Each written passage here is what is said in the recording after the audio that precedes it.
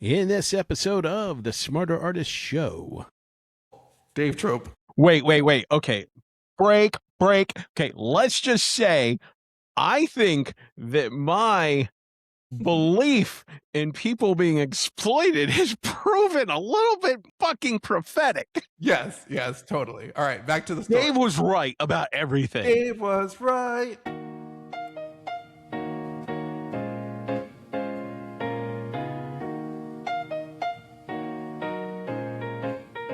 Once upon a time, 3 writers helped crack open the indie publishing world. Then they rode into the sunset, building bigger stories, taking bigger swings, and learning what actually lasts when the noise dies down. Now the band is back together, older, sharper, and uninterested in shortcuts. This is the Smarter Artist Show with Sean Platt, Johnny B. Truant, and David W. Wright. It's the same 3 voices you know talking about the craft and commerce of storytelling, from the work they're creating to the TV shows and movies they can't stop thinking about. Shop talk for artists playing the long game in a creative world that never slows down. If you've been here since the early days, welcome back. If you're new, pull up a chair. You're listening to the Smarter Artist Show. Let's get into it. Welcome to the Smarter Artist Show, episode 10. Sean busts Dave's balls for an hour. I said I would be nice. The actual title of this we haven't figured out. Scripts. No, let's name it after it's done. Okay, I'll set the stage and then we'll do something cool. Then we'll jump right into it. Sure. All right. So setting the stage for this, it's just me and Dave today. We don't have our third bestie, but it was because Johnny doesn't care enough about you all. Well, no, he literally emailed and said today's ab day, and I'm not giving that up for these clowns. It was a scheduling thing. So we normally record on Wednesdays, and then yesterday there was a call that I just really wanted to be on. It was it doesn't matter. It was a workshop in one of the groups I belong to where they were doing some stuff with AI, and I wanted my mind blown, and my mind was blown, and so I didn't want to miss it. And so I said, hey, let's reschedule, and then there were just all kinds of scheduling shenanigans, and it would have had to be bumped to next week. And I really want to stay on our weekly cadence. I think it's good for us. I think it's good for the show. I think the chemistry is stronger. And so I thought, well, it could just be me and Dave. And what can we talk about that, not only would we not miss Johnny being here, but maybe it would even be better because and scripts are a good thing. So with scripts, Johnny gave it the old college try for sure, but it's just not his medium. He wrote many scripts. We tried a few different properties, and it's just really hard. It's he's a prose writer. He was born to write prose, and he writes long prose, and so that's very difficult with scripts. It's just a very different medium. And Dave, you have some of those foibles too, which we'll talk about. But I thought that we've written a lot of scripts together now. I think 4,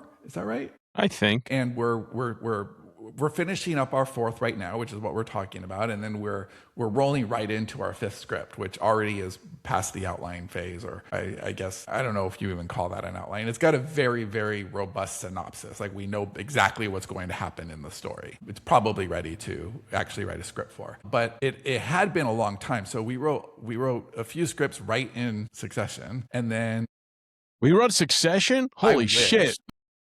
I wish we wrote Succession. Fuck off. We wrote 3, and then we took some time off and hadn't written anything. And then we had a script last year it's not really old business or new business. It was just kind of in the middle. It was something that was there to kind of keep us busy. No one was actually going to do anything with it at the time. And so I don't think either one of us really loved this. It wasn't anything that we're oh, we have to make this. Having said that, I really like the story and I like where it ended up. Spencer really likes it, so I am excited about it. But to your point, before we started recording, you were removed from the script writing process and you didn't revisit the fundamentals before writing it. And then I got my hands on it and I'm oh, fucking Dave. And then so I thought as I'm going through it, it'd actually be really helpful, not Now, I know that not everybody listening wants to write scripts, but I think a lot of people listening are either want to write scripts or at least understand it, or it's a great way to multiply your efforts out there and try different mediums. And I do think that the act of script writing, even if you never do anything with a script, the way it forces you to show instead of tell, like, it is a valuable exercise. And I know that I became much better at writing prose after I started writing scripts, and that writing prose helped me to be a better script writer once I really understood that they were two very different mediums. So I thought it would be fun to go over, I don't know how many pages we'll get through, but we have some pages that were rough draft pages and some pages that got finished off. And so what I'm thinking is we both have it open. I'm going to read the rough draft versions, and then you'll read the edited versions, and then say out loud what you've learned. And Oh, don't do this to me in real time. my Jesus. hope is that the learning gets internalized. So there's learning for those listening at home. They'll learn some stuff, and then you'll learn some stuff, and the world will be a better place by the end of this episode. So are you Now, I ready? don't know what percentage of people in our audience are planning to write scripts, but I do know the percentage of our audience that enjoys me getting busted on is about 98, 99%. Something like that. My son's probably going to email you. Could you please bust Dave's balls more? Oh, he already did. Dude, he texted me an hour ago. He's like, he's listening to it live right now. I Wow. sent him the He is right version. outside the door. So do you have something cool for this week? I have something very cool, and it goes with today's topic, kind of. Awesome. It's already probably cool. something you saw years ago. I'm going to guess you saw it. It's on Apple TV. Calls by Fede Alvarez. Yes. I'd never seen it, never even heard of it. And this guy's done like great stuff like Don't Breathe 1 and 2, Alien Romulus, Evil Dead 2013, the good one. Yeah, I really like his stuff. And I started watching this, and I haven't finished yet. I got like 2 episodes left. But it is a series. It's audio mostly with visualizers showing you the conversations, like with a name and the text and Yeah. like lines going to it. And they do cool stuff with the lines. It is so damn cool. I've never been one to like audiobooks. Nonfiction I enjoy, but fiction I just can't get into the same way I can get into a book. But this is like amazing. And they're doing so much with so little. Yeah. It's just pure script. And sound effects, which is also kind of what sold me on it, because I love like sound effects in videos or movies. Yeah, I really enjoyed Calls. It was, I think it was like, 9 episodes, and each one's less than 20 minutes. yeah, and it was first generation Apple TV, so they're just like getting content out, and it was like, low hanging fruit, I'm sure, to get this particular series out. I enjoyed the hell out of it, and also thank you for your something cool, because I don't think I ever would have thought about it again. But it is a gem for sure. It makes me want to do something similar. Not exactly that, obviously, but something which is very dialogue heavy that we could actually do ourselves with the voice acting. Dude, this is so weird. This is like, the timing of this is so weird. Like, I was a couple of minutes late to this.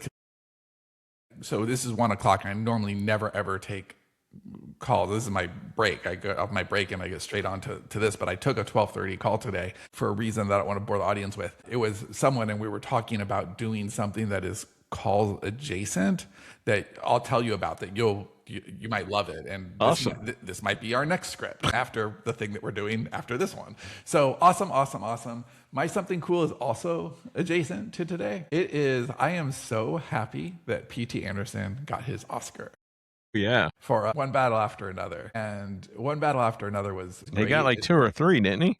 Well, yes, but he got 14 nominations before he won. And I just loved the shit out of Paul Thomas Anderson forever. And, I didn't see his first movie, Heart 8, in theaters, but I've seen every other P.T. Anderson movie in the theaters, and I just really enjoy his work. I find him to be challenging. Oftentimes I will see something and be profoundly disappointed by it, and then I'll see it again later and I'm like, this is amazing. And One Battle After Another, I loved it in the theater. I didn't need to warm up to it at all. But You didn't like Magnolia on first watch? no, I loved Magnolia Oh, on the okay, first all watch. right. But that's the thing. Like I always wanted to like be Compare? Magnolia. Like Yeah.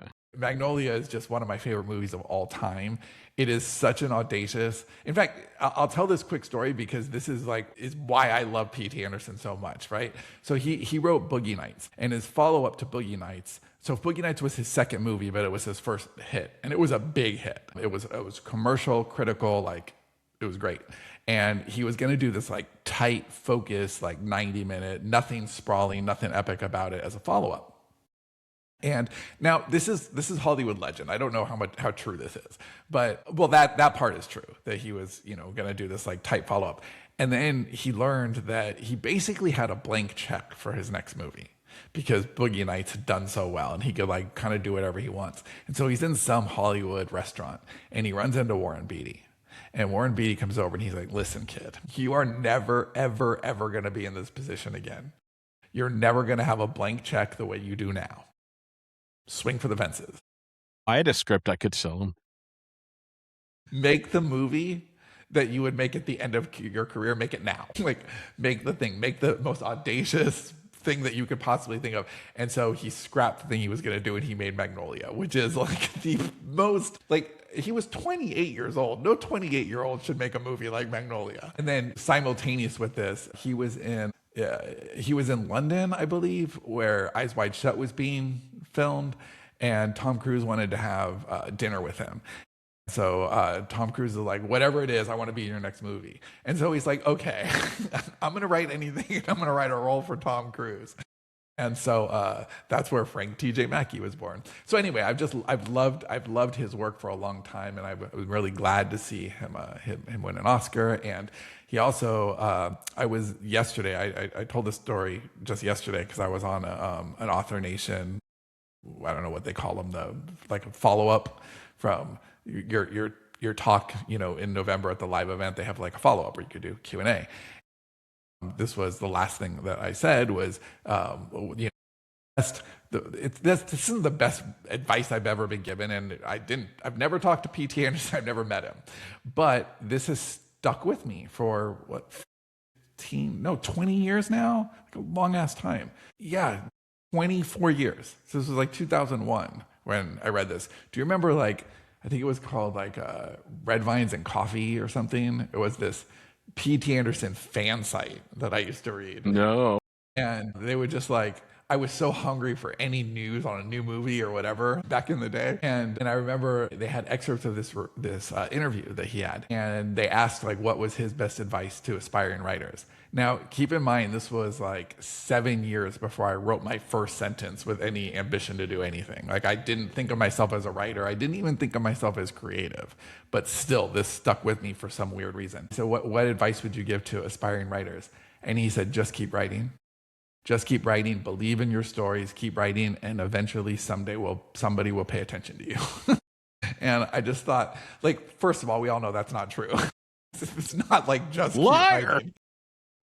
But I love the confidence he has in his ideas, and I love that his ideas are they are really sprawling, but you can see 5 minutes, maybe 10, maybe you would need 10 of a movie without knowing it's his, and absolutely know it's his, because there's this sense of empathy that he has for lonely people and found family. And I just find his style of writing beautiful. And so anyhow, that's my something cool.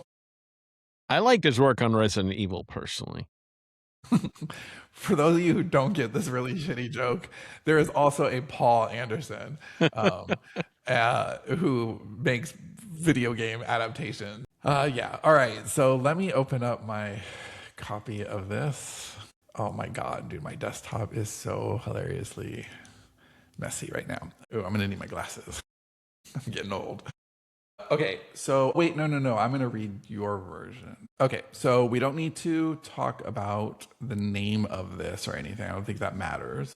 Okay. Although I think it would be cool, as a follow-up episode, to talk about the adaptation process too. I know that we're still working on the novel or novella, whatever it'll end up being. But I think that's interesting too, when you have to figure out what goes in the script versus what goes in the book, because they're different choices. All right, so I guess It's going to be thrilling for audio listeners. yeah. Okay. Fade in. Listen to us read. Well, maybe I'm wrong. Maybe this will be a shitty episode. I don't think so. I think that I like. Also, I totally stole this from Script Notes. Okay. Did you ever listen to Script Notes? I have. I don't regularly. I don't listen to many podcasts anymore. Yeah, me neither. And I haven't listened to it in years before I even stopped listening to podcasts. But there was a little phase where I went through. I listened to like every single episode that they had up to that point. And they used to do something called 3 pages that I loved. And it was, they would read 3 pages and then they would critique those 3 pages. And I actually learned a lot about the first 3 pages by listening to that. So I think there's a valuable exercise here. Let's do 2 pages. I don't want to I don't want to overshoot our potential here. Darkness. An audio recording of a phone call is playing. The man's voice is strained, troubled, on the verge of tears. Gary, voiceover. Please. Oh, and this is in quotes, by the way. That's important. Quote, please. Tell your reporter to stop calling me. I can't take this anymore. I just want it over with. Parentheses, sound of muffled phone as if he's talking to somebody else. Emma had mental health problems. Parentheses, silence, sound of the phone muffled again. She lied about everything. Parentheses, sobbing. The Gilded Grove is just a church, not a cult. They had nothing to do with her suicide. Now, please, when I scream like that, it's because it's all in caps. Stop harassing my family and let us. I thought it's because you really, really loved it. End quote. Call abruptly cuts off. Cut to Interior, Seattle Examiner, Office of Editor-in-Chief, Al Harrington. Al Harrington, late 50s, presses a button on his phone to exit the voicemail. His desk is large, filled with newspapers, notes, an unorganized mess that carries over to his small office. Across from him sits Lara Holden, 27, his investigative reporter, hair pulled back in a tight ponytail, dressed immaculately professional. You can tell by looking at her that her desk and cubicle are extremely orderly. All right, I'm going to stop there. Dave, why don't you read? Yeah, go ahead. All right. Okay, you fucker. Fade in. I'm going to do dramatic with it. Over black, a digital click, the faint static hiss of a recorded call. A man, Gary, speaks. His voice is ragged, trembling, one breath away from a breakdown. Gary, voiceover. Please. Tell your reporter to stop calling me. I can't take this anymore. I just want it over with. The audio suddenly muffles, the sound of a hand clamping over the receiver. Gary, voiceover, continued, muffled, distant. Emma had mental problems. Total silence on the recording. The audio sharply clears as a hand is removed. Gary, voiceover, continued. She lied about everything. He breaks down. Agonizing sobs echo through the playback. Gary, voiceover, continued. The Gilded Grove is just a church, not a cult. They had nothing to do with her suicide. Now, please, stop harassing my family. Let us grieve. A harsh click. The line goes dead. Interior, Seattle Examiner. Al's office, day. Al Harrington, late 50s, kills a speakerphone. He sits behind a fortress of scattered newspapers, dead coffee cups, and chaotic notes. Across from him sits investigative reporter Lara Holden, 27, tight ponytail, razor-sharp blazer. A picture of immaculate order trapped in Al's messy orbit. Lara, they got to him. You hear it, right? Wait, stop. We don't have dialogue yet. So, Okay. So tell us, Dave, what's the difference between those two? Mine was way better. All right. Yours is tighter, more concise. Obviously, I screwed up on like the way that it's supposed to be written. It's hard to see because I can't see what I wrote versus what you wrote. I don't have that in front of me. Do you want yours? Yeah, although I'm afraid if I open 2 things, my fucking browser might die, but okay. Well, actually, Faden will tab them. So it'll look on Okay. one document and you'll have to tab between the two. But I'm going to drop it in Slack for you. Okay. We can edit out this waiting part. Yeah, and also I think that we should put screenshots of the first however many pages we get through, 3, 5, whatever. We should put screenshots of those on the page on smartartist.net so that people can actually see the visual here. All right. Did you send it to me on Slack? Did, but I don't know why it didn't go. Let me try that again. I could probably find it on mine. Oh, no, it's uploading now. Oh, okay. All right, there you go. Do you have it now? Yeah. Okay, so on yours, look at how much and again, we're going to post these pages so you can see it. It's a lot more readable. There's white space. So on a script, you want as much white space as possible. You don't want big, long blocks of text because, an executive who reads the first page and doesn't enjoy the first page isn't going to read far, right? That was the whole point of script notes, is that they're, you've got three pages and you got to sell the story. So it's how you're introducing people. You tend to put a lot of action beats in parentheticals where it should be dialogue, and you want to keep that very, very lean. So I did it once with muffled distant. Mm-hmm. But other than that, I would separate the instead of one long dialogue block, it was separated with some action beats, which does actually require more space on the page. But it's worth it. Also, this original draft, this is worth saying, the original draft was, I think, 134 pages. Hey, if Magnolia can go 3 hours plus, I mean, why not? Our goal for this... I'm an auteur. Our goal for this was 110. So I think it's at 124 now. And I'm not done with it. I do have to take another couple of passes through it. I definitely got far enough for us to share for today's episode, which was the point. So yeah, and then if you look at the description, Al Harrington presses a button on his phone to exit the voicemail. Yeah, mine was a lot more. Whip kills the call, right? His desk is large, filled with newspapers, notes, and an unorganized mess that carries over to his small office, versus he sits behind a fortress of scattered newspapers, dead coffee cups, and chaotic notes. So fewer words and more visual, right? The executive who is reading this is picturing this instead of having more to wade through. So yeah, and there's a conciseness there that I failed to do. Where you're allowing the person, the reader, the script reader, to fill in the blanks. Yes. Without all of the work, because the more that they're reading, the more you're kind of getting in the way of the other shit. Yeah, and you don't want to over direct too. This is worth saying for anyone who's listening and wanting to write a script. You're never just writing the script for one reader. You're writing the script for all the readers, right? And it's not a finished document in the same way a book is a finished document. Now, what do you mean by all the readers? So when you finish a book, all readers are pretty much the same, right? And what I mean by that is, I know we're all snowflakes, right? We're all unique, but we're all reading the same story, right? Right. And it's a finished story. You're like, this is good enough to publish now. A script is not a finished story. It's a blueprint for something that's going to be made later. So you're writing something that the director needs to be like, oh my God, I want to make this. And actors need to think, oh my God, I want to play this character. And the person who's a location scout is thinking, is this in budget? Oh my God, I got to get that desk on my set. Right. You're writing to a lot of different people who are going to interpret the words on the page in a different way. So economy of language is really important.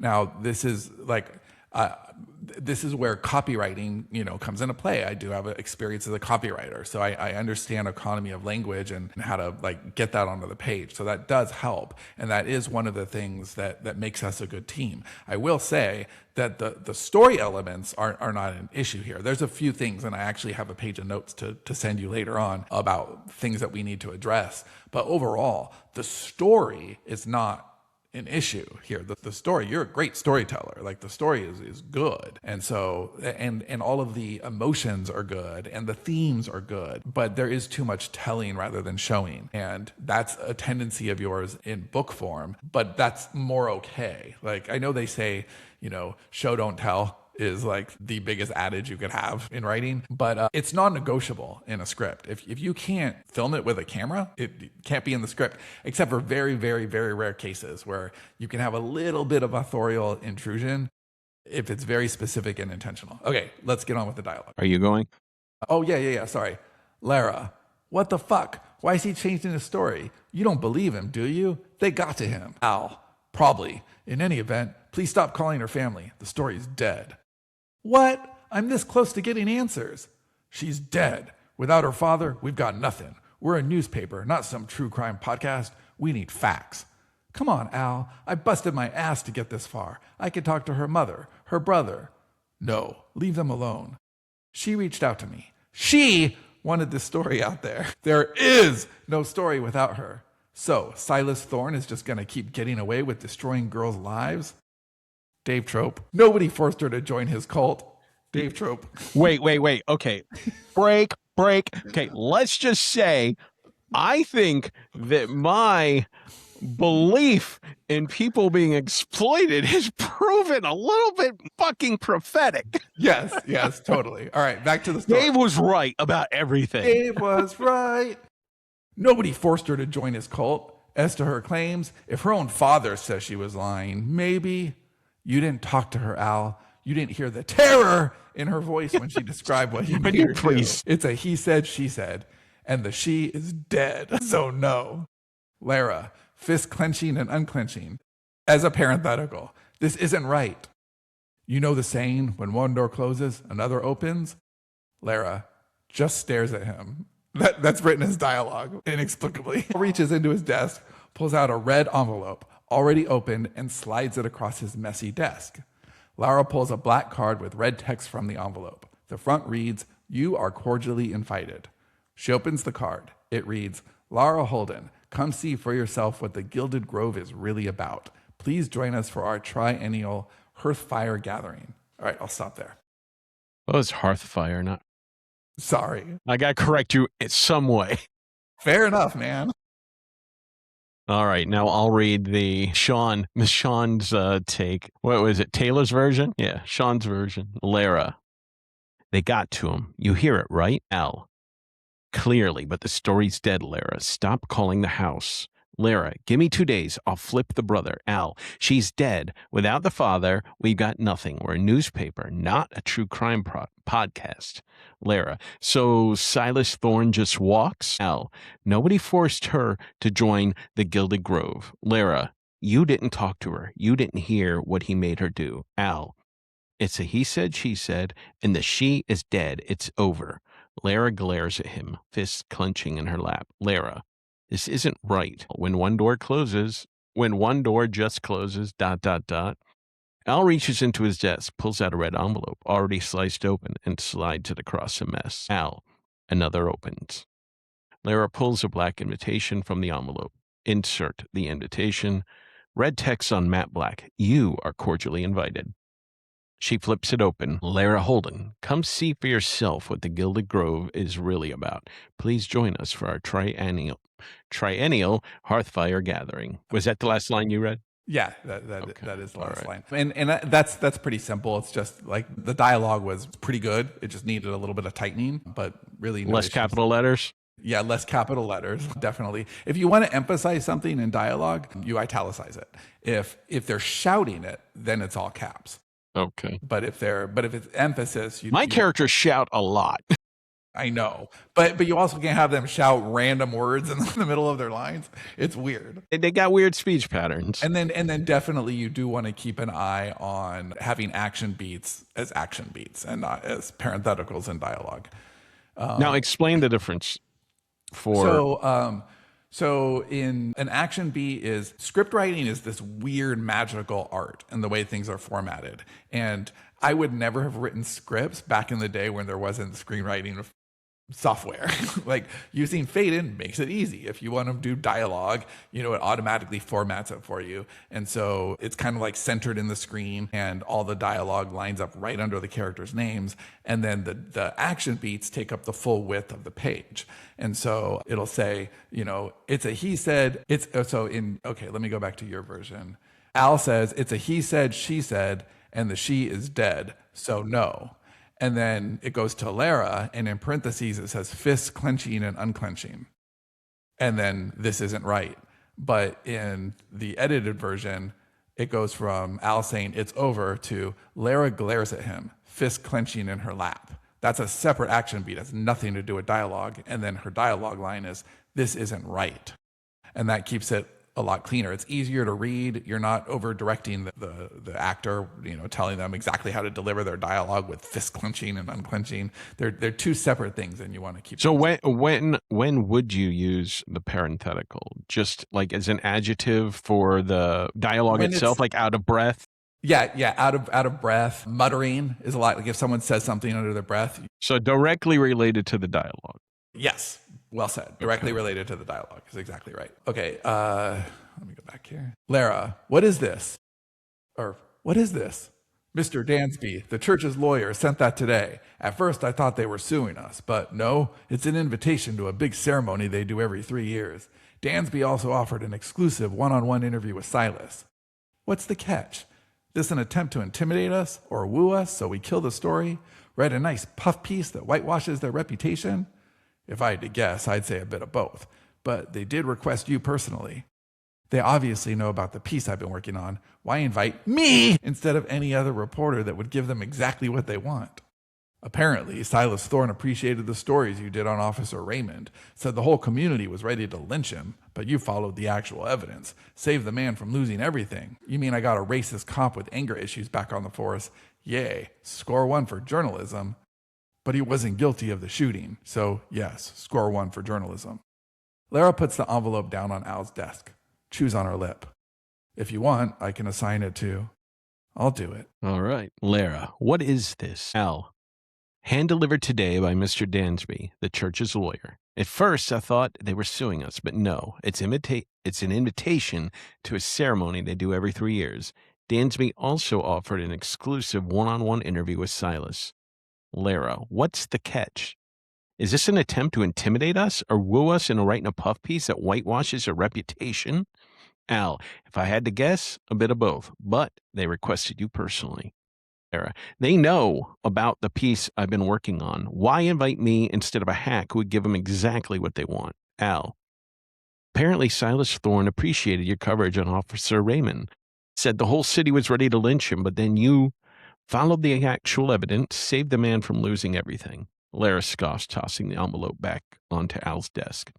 Lara, you mean I got a racist cop with anger issues back on the force? Yay, score 1 for journalism. Al, but he wasn't guilty of the shooting, so yes, score 1 for journalism.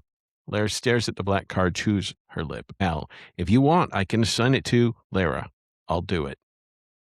All right, so more subtle differences on that, but what would you say the differences are? Hold on. I mean, the dialogue was tighter on yours. Yeah, I would say a tighter dialogue. Nothing wrong with yours at all. Like it's just tightened up, and that's the kind of stuff I should be doing on my pass. Is like tighter dialogue. You've got the message. Like the actual structure of what's happening is great. Nothing wrong with that at all. There's some word choices I use, like hack. You know, is a specific word that I think she would use that's more efficient than what was there before. The other thing that I would say worth noting, just as a consistency thing, is the way this ends. If you want, I can assign it to, and it has an ellipse or an ellipse, and that should be an M dash because she cuts them off. I'll do it, right? So that moves it a little bit more. Okay, so we're new scene. Interior: Lara's apartment, bedroom, night. Lara is stuffing a small travel bag which sits on her bed. Her bedroom is immaculately clean, sparsely furnished, little warmth. Her travel bag is packed with military precision. Her phone rings. Salil, her Narcotics Anonymous sponsor, is on the other end. Thanks for calling me back. Salil, is everything okay? Yeah. It's Soleil, by the way. Soleil. We didn't talk about these out loud before the script. Is everything okay? Yeah, I just wanted to let you know I'm going out of town for a week, so I won't be at the meeting Wednesday. Business or pleasure? Looks at her dresser mirror. Instead of herself, she sees her dead mother's reflection. She gasps. It's gone as quickly as it came. Lara, you okay? I'm going to the Gilded Grove. Alarmed. What? Why? Working a story, but are you going alone? Yes. I don't suppose I could talk you out of it. If my sister's still alive, she's there. I know it. Be careful. And if you feel like you're going to fall off the I'm not going to use. I'll call you when I get back. Lara hangs up, stares into the mirror. We see a photo tucked into the corner of her mother, herself at age 7, and her sister Carrie at age 4. The two children are smiling. The mom, however, has dark circles under her eyes and looks sad. All right, let me go. Interior: Lara's apartment, bedroom, night. Lara's bedroom is sparse, cold, and immaculately clean. She rolls her clothes into tight, identical cylinders, fitting them into a small travel bag. No wasted space. A flyer on the desk. Free yourself, free your mind, free your body, free yourself. She picks it up, studies it, sets it back down. Her phone rings. She answers, putting it on speaker. Lara, thanks for calling back. Soleil, is everything okay? Lara, there is voiceover. I just ignored it just now. Lara, yeah, I just want to let you know I'm going out of town for a week. I won't be at the meeting Wednesday. Soleil, business or pleasure? Lara glances at her dresser mirror. Instead of her own reflection, her dead mother is staring back at her, pale with dark circles under her eyes. Lara gasps. She blinks, and reflection is her own again. Soleil, Lara, you okay? Lara, I'm going to the Gilded Grove.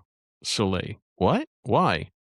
Lara, working a story. Soleil, are you going alone?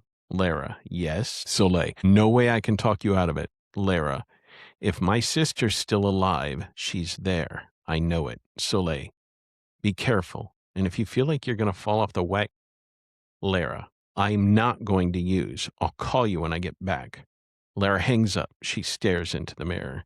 Tucked into the corner of the glass is an old Polaroid. Lara, 7, and her sister Carrie, 4, both smiling brightly. Mom behind them, looking like she did in the hallucination. Any observations? Yeah. Yours is obviously tighter again. Hold on. It's really hard to read and then come back and analyze. Yeah, I'll keep this one moving because this one's pretty simple. The opening is telling instead of showing, right? Yeah. With the military precision and all that. Yeah. Yeah, military precision is like, okay, that first of all, it sounds like a cliche. And second of all, it's telling instead of showing. But here, her bedroom is sparse, cold, immaculately clean. She rolls her clothes into tight, identical cylinders, fitting them into a small travel bag, no wasted space. So now we've turned a setting into a character moment, right? She's packing this thing, not with military precision, but with identical cylinders. So we can picture that and we know who she is, right? So that's there. And then also worth noting is, again, consistency. So sometimes when you're telling us people's age on the page, you just mention it, but it should always be in a parenthetical. Lara, in parentheses, 7, and her sister Carrie, 4. I think that makes difference. And again, we'll post these pages so you can see the visuals. Okay. Exterior, a long, winding road, Washington State, night. Close on, twin headlights carve the darkness. The lights grow smaller as we pull back, revealing a classic 90s Bentley driving along a twisting road. Interior, the car. Lara sits in the back seat as music from the 90s plays. She's staring at her own reflection in the dark glass that separates her from the driver. She's watching a video on her phone of a young girl, Carrie, age 10. The title of the video is First Vid, Be Nice, and it's dated 15 years ago. We hear the faint sound of the girl talking through Laura's earbuds. Lara's eyes well up. Clearly, this girl is important to her. The partition window rolls down. Lara pauses the video, looks ahead. The driver, Mr. Rainier, 35, big, serious, dressed in all black, looks like a Norwegian John Wick. He doesn't smile, ever. He doesn't turn around, instead, regarding her via the rearview mirror. We've arrived, ma'am. Lara looks out the front window to see a mammoth, heavy iron gate. A tall brick wall with creeping vines extends as far as she can see in both directions until vanishing into the woods that surround them. Next to the gate is a guard shack. An armed guard in uniform buzzes them through. Rainier drives through the open gates. Welcome to the Gilded Grove, ma'am. Okay. Exterior, winding road, Washington State, night. Twin headlights carve through the darkness. As we pull back, the lights grow smaller, revealing a classic 50s Bentley eating up the twisting forested road. Interior, Bentley, moving, night. Faint 1950s music plays over the speakers. Lara sits in the cabinet's back, stares at the reflection in the dark partition glass separating her from the driver. She holds her phone, watching a video of a 10-year-old girl. The title reads, First Vid, Be Nice, 15 years ago. Through Lara's earbuds, we hear the tinny, faint sound of young Carrie talking. Lara's eyes well up with tears. The partition window rolls down with a mechanical hum. Lara pauses the video and looks up. She meets the driver's eyes in the rear view, Mr. Rainier, 35. Dressed in all black, dead serious. He looks like Norwegian John Wick, allergic to smiling. Rainier, we've arrived, ma'am. Lara looks out the windshield. A tall brick wall, choked with creeping vines, extends into the dark woods in both directions, vanishing into the trees. Beside the gate sits a guard shack. An armed guard in uniform steps out, eyes a Bentley, buzzes them through. Heavy iron gates swing open. Rainier drives them through. Rainier, welcome to the Gilded Grove, ma'am. So immediately the one thing well, obviously, you made things more succinct. You had her you called it what it was, a partition window, instead of looking into the window between her and the driver, which was a long way of saying the same damn thing. I had her saying, Norwegian John Wake, he never smiles, which is something she couldn't possibly know. However, you have allergic to smiling, which is more of a character thing that she could guess at. So, Yeah. and Carrie, I have her saying, I have it saying clearly this is someone important to her, but the reader already saw her photo, so he knows they know Very who this good. is. Yes. That's very good. Okay. All right. Very good. Exterior, the Gilded Grove. Oh, we're reading more? Holy shit. Night. The Bentley idles. Rainier opens Lara's door. She steps out, grabbing her duffel and bag. Oh, wait. I'm sorry. I'm reading my version. Sorry about that. Exterior. We're like, this is too good for Dave. Exterior, the Gilded Grove night. Rainier opens Lara's door. She climbs out of the car, grabs her travel bag and backpack. She is greeted by a windy neighborhood street filled with homes straight out of the 1950s with perfectly manicured lawns, white picket fences, flags hanging or flying at every house. Like a Leave It to Beaver version of Americana, except there are no cars. A few homes have golf carts in the driveway. A severe-looking woman pulls up on a golf cart. Wanda, between 50 and 60, hair in a tight ponytail, wearing a long black dress, reminiscent of a strict schoolmaster. Wanda, offering no smile or greeting. Miss Holden, allow me to take you to your home for the week. Lara gets onto the cart with her bags as the heavy gate closes with an ominous thud. Exterior, the Gilded Grove, night. Lara sits next to Wanda on the cart as houses roll by. They pass people dressed in 90s era clothing out for an evening stroll, walking their dogs. Lara, wow, you all really embrace the 50s aesthetic. Wanda, Silas finds that modernity does more to divide than unify. The 1950s was the last era that America enjoyed a collective identity. She smiles wistfully. Happier times. Lara, under her breath, not for everybody. Wanda, pardon? Lara, nothing. Wanda frowns, continues driving along a road that ascends a hill dotted with more homes. They finally arrive at a stately two-story mansion. The cart stops in the circular driveway. Wanda, this is the house you'll be staying at with the other journalists. Other journalists? I thought this was a one-on-one. Wanda doesn't respond, gets out of the cart, leads Lara to the front doors, opens them. Exterior, the Gilded Grove, night. The Bentley idles. Rainier opens Lara's door. She steps out, grabbing the duffel and backpack. The Bentley glides away, leaving Lara standing in a Twilight Zone slice of 90s Americana. I feel like I'm reading like Rod Serling. Manicured lawns, gleaming white picket fences, American flags hanging limp in the night air, 0 cars, just the faint hum of an electric golf cart approaching. Driving it is Wanda. His high-necked black dress, hair pulled back tight enough to stretch her scalp. No smile. Wanda, Miss Holden, I will take you to your home for the week. Lara loads her bags onto the cart. As she sits, a massive iron gates in the distance echo with an ominous thud. Exterior, the Gilded Grove, moving, night. The cart hums past rolling lawns. Pedestrians stroll the sidewalks under street lamps. Walking dogs in mid-century attire. A-line dresses, fedoras, cardigans. Lara, wow, you all really embrace the 50s aesthetic. Wanda, Brother Thorne finds modernity does more to divide than unify. America still enjoyed a collective identity in the 1950s. Happier times. Lara watches a perfectly dressed nuclear family wave at them from a porch. Lara, not for everybody. Wanda, pardon? Lara, nothing. The road ascends, winding up a hill dotted with larger homes. They pull into a circular driveway of a sprawling, stately mansion. Wanda, this is where you will stay with the other journalists. Lara stops, reaching for her bag. Lara, other journalists? I thought this was a one-on-one. Wanda marches up the steps and pushes the heavy doors open. Okay. So, one of the things I noticed immediately was Wanda speaking more directly, whether, like, this is where you will stay, like, more of a forceful sort of dialogue. I did wonder why you got rid of the under the breath part for not for everybody, where I should have. I think it's probably because, let me look at yours. Oh, you know what? Because you said under her breath, and I should have put muttering, but I Okay.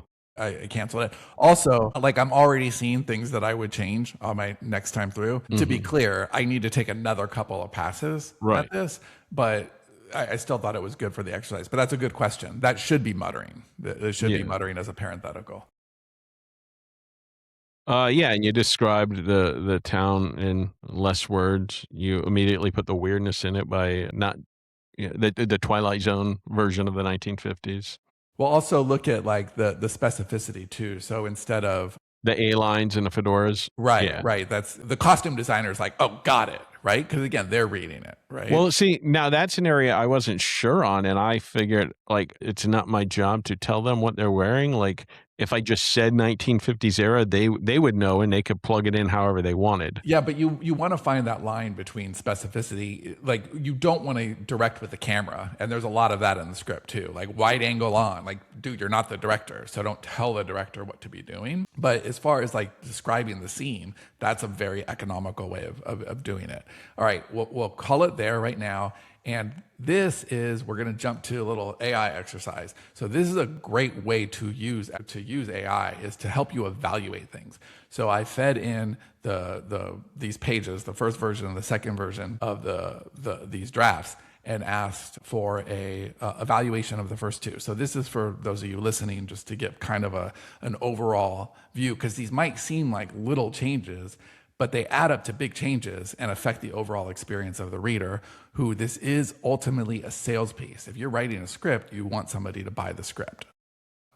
I'll keep this quick because I got to call in 3 minutes. Valuation, first draft versus second draft. First draft, the initial draft established a phenomenal premise. The psychological trauma of addiction mirroring the physical horror of the cult provides a deeply resonant emotional core. The pacing of the narrative reveals the drug juice, the mole, the shame box. Shame box is the most Dave Core thing ever. And the tree's true parasitic AI said that as well. was mapped out beautifully. The foundation and stakes were structurally sound and highly compelling. So that's all the stuff where you excel. You're great at that, dude. The second draft translates that foundation into a ruthless industry standard visual read. By stripping away unfilmable internal thoughts, cleaning up clunky formatting, and heightening sensory details, the pacing accelerates. The narrative remains exactly the same, but the friction between the page and the reader's imagination is removed, allowing the horror and heartbreak to play out cinematically. Key revision categories and analytical points.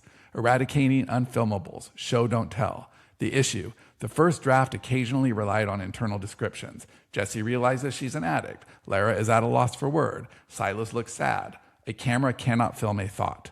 The revision, internal states are translated into specific physical actions for the actors to play. Instead of stating Jesse figures out Lara's past, the action dictates he stops talking, looks at her hot cocoa, looks at his own liquor glass, and silently puts the pieces together. Parenthetical economy versus action lines. The issue, parentheticals were overused for directing action or providing extensive descriptions, which wastes vertical page space and breaks the flow of dialogue. Formatting consistency and efficiency. The issue, inconsistencies in the use of ellipses, bold type, capitalization for character, introductions or key props, and slugline formatting. The revision, standardizing the formatting creates a smoother psychological read. For example, avoiding specific timestamps in slug lines, changing 20 minutes later to simply later, unless that exact minute count is a crucial plot point. Purging camera directives. The issue, using heavy technical jargon like close-up, angle on, wide shot, and cut to, reads like a stereo manual and constantly reminds the reader they are reading a script.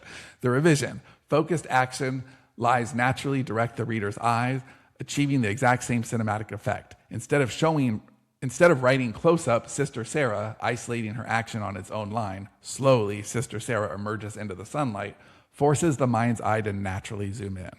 Heightening body horror and sensory details. The issue, the supernatural elements were present but needed more visceral textual descriptions to give the visual effects, makeup, and sound teams a clear blueprint.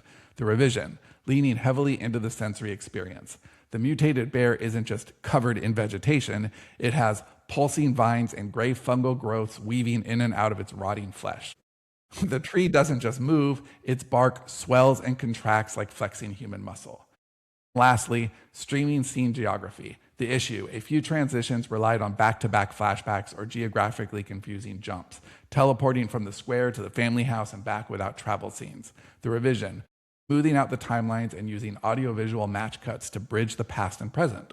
For example, fading Lara's panicked hyperventilation inside the Shane box directly into the soft sniffles of a 3-year-old Carrie seamlessly bridges the present horror with her childhood trauma. All right. I hope you That's guys great. found that awesome. I'd love to do this again. I thought this was really, really fun. We can get it better next time. Yeah, we should tear all my shit apart. Let's I actually do enjoyed it. Let's do it. I All right. love you. Goodbye.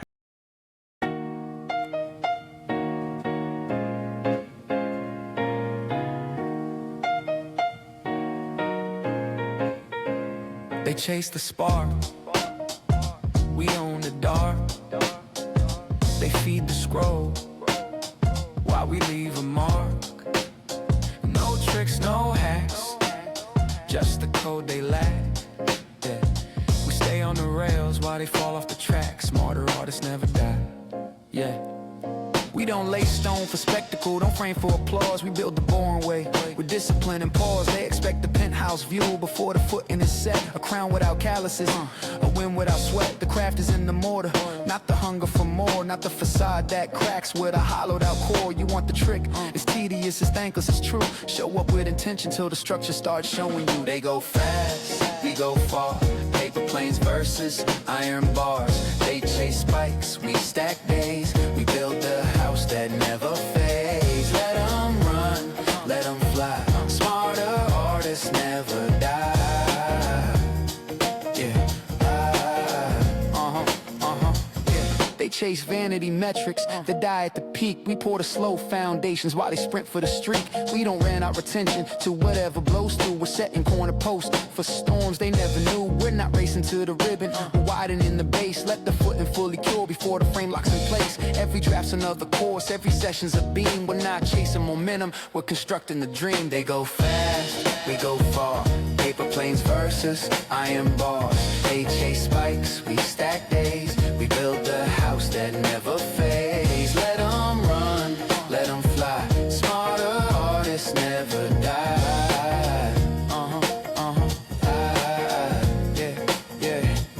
They'll throw parades while you're still setting the forms. Pop champagne and glass towers while you're bracing for storms. Some nights you wonder if the blueprint's a lie, if the long game's just patience that forgot how to fly. But scars become low-bearing when the structure survives. When the fast builds crack open and the slow ones stay alive. We don't ask for permission, we don't wait to be seen.